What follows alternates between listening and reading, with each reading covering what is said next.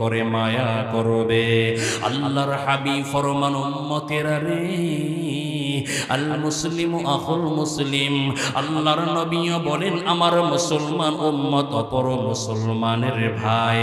নবীজি আরেক বর্ণনায় বলেন ইনিস্তাকা আইনুহু ইস্তাকা কুল্লুহু, আমার কোন উম্মত যদি বিপদ পড়ে তাহলে আমার উম্মতের কেমন কষ্ট হবে দৃষ্টান্ত দিয়ে রাসূলুল্লাহ বলেন, উম্মতেরা রে, উম্মতেরা, যখন কোন মানুষের চোখ ব্যথা হয় ওই মানুষের পুরো শরীরটা যেন কেমন দুর্বল দুর্বল হয়ে পড়ে, ঠিক কিনা বলেন? আল্লাহর হাবিব বলেন উম্মতেরা রে, উম্মতেরা, যখন দেখিবে তোমার কোন মুমিন ভাই বিপদে পড়েছে তোমারও কষ্ট হবে, তোমারও কষ্ট